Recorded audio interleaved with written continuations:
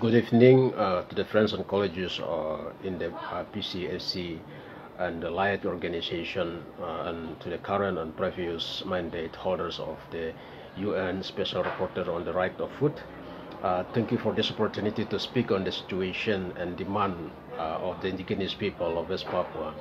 I'm Viktor Yeimo from Komite Nasional Papua Barat, or West Papua National Committee.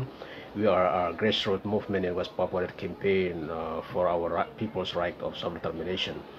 My country, West Papua, have been under Indonesian occupation since 1962 and was eventually annexed by Indonesia through a fake referendum in 1969. Right now, I'm seeking a refuge in the neighboring country of Papua New Guinea, as I'm currently being hunted down for my activism and voicing out my people's aspiration for independence.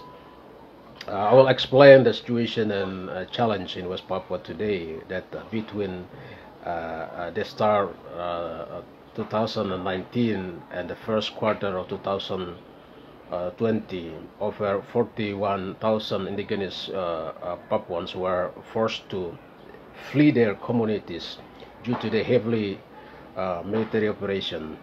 Some, like me, have crossed to the border to the Papua New Guinea. Some are accommodated in the refugee camp in nearby regencies, and most sought refuge in the forests. Many of those who fled to the forest have died and have fallen ill due to the extreme weather condition and hunger. According to the report by the International Coalition for Papua, 214 out of 229 civilians who have died in conflict areas during 2019 was not from direct killing but due to sickness, malnutrition, exhaustion, and hypothermia during internal displacement. These military operations exacerbate the long-standing issue of hunger and malnutrition in West Papua. Compared to the region of Indonesia, West Papua has a markedly higher rate of poverty. It's about 26 to 28% than the national average, 11%. Within West Papua, indigenous West Papua have a far higher infant mortality rate. It's about 18% than their Malay counterpart, 6%. Indonesian military operations are also destroying our resources. Our homes and churches are burned and bombed, along with our gardens and fired. During this pandemic, military operations continue in the last 5 regencies in West Papua. The refugee camp day-to-day living is made difficult by the lack of access to food and the unavailability of healthy facilities, which has been detrimental to the health, especially to the women and children of internally displaced people, IDPs. Moreover, the de facto ban, Indonesian ban on journalists and humanitarian organizations in West Papua make it harder for both the local volunteers and internally displaced people to call for international assistance.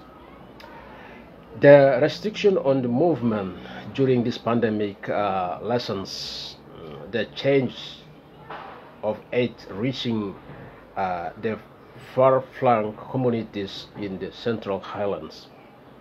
Why are we being driven off our own land? The state refused to recognize our right to our ancestral land. Since West Papua was forcibly annexed to Indonesia, the state has assumed control over the entire territory, selling out our land and resources, the capitalism and big business in the name of national development. Militarization is a shared experience by the indigenous communities around the world.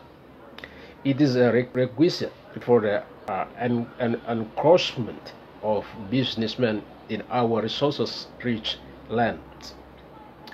It provides them with the security as they ravenously extract billion worth of our natural resources, while our children and communities have nothing to eat and are left with poisoned lands and waters. Militarization is also the state strategy to fuel the pro-independence movement. Half of century of the state violence and abandonment under international administration has led many Papuans to aspire for independence from Indonesia through an international supervised referendum, one that is free from any of manipulations.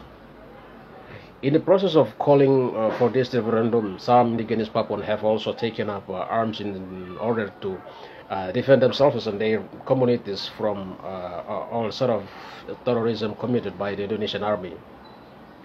Now, instead of addressing the issue of militarization and corporate land grabbing as root cause of food insecurity, the government embarked in food estate projects that give more priority to corporate and commercial interests.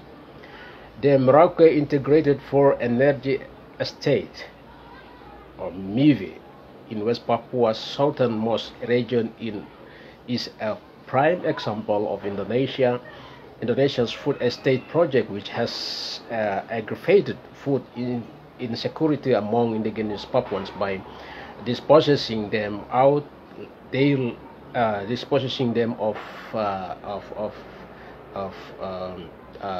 land and giving this out to companies which had converted over 1.3 million hectares of forest and land area for cultivation of commercial food crops, sugarcane, oil palm plantation, and industrial tree plantation. In response to the COVID-19 pandemic, President Joko Widodo is again pushing for another food estate project in West Papua that will cover 2 million hectares of forest. The government of Indonesia, as an occupying state, act as a broker to this multinational and transnational corporation by the implementing policies that enable faster and smoother resources and profit extraction from West Papua. Our basic right to free, prior, and informed consent has been consistently violated through manipulation and their deceitful tactic in the state and private entities. The people who are negatively impacted by these policies have no space to voice their concern without fear or being criminalized or tagged as a separatism. Just last month, 200 individuals were arrested during the protest against the special autonomy law in Nadure Regency. In a separate action in Jayapura, state security fired a student protesting the aforementioned law within university premise. The equally controversial omnibus law has simplified business license procedures, translating to less stringent environmental requirement for businesses who want to operate in West Papua. Losing our land and mines, palm and oil plantation and agribusiness also means losing our traditional and sustainable ways of living. It destroys our relationship with the environmental and threatens the very existence of our future generations. It also significantly contributes to a climate change that is particularly felt among Pacific Islanders. This has also several impacts on our identity as indigenous people. Our food production process are part of our development of our social relation and values as a community and as a people. We recognize how all these issues of food, health, lands, climate, loss of cultural identity, and political repression are interrelated and connected our struggle for self-determination. Under Indonesian occupation, even with a so-called special autonomy, we have never been able to fully manage our own land and resources.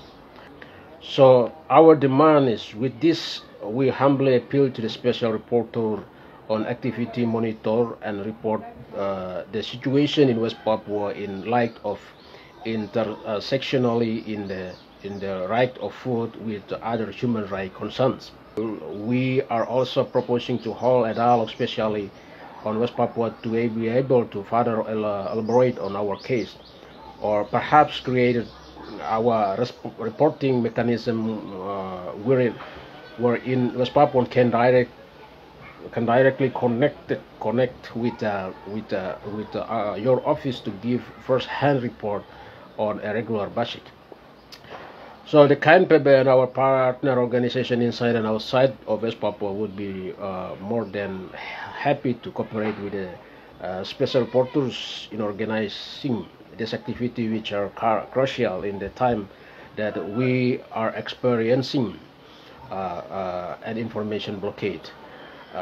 We also ask for your support for our demand to Indonesian government to allow humanitarian organization as well as international observer and journalists access to West Papua, to respect the international humanitarian laws, especially in areas of conflict, and to uphold the right of women, children, and elderly, to pull out the Indonesian army from our communities and to stop the further deployment of troops to West Papua, to immediately implement a moratorium on extractive activities and agribusiness on indigenous lands. And finally, we ask the special reporters to support our call for independence referendum in line with the UN recognized right to self-determination. The right to self-determination guarantees our right to manage and control our land and resources for food production as well as socio-cultural development. Thank you.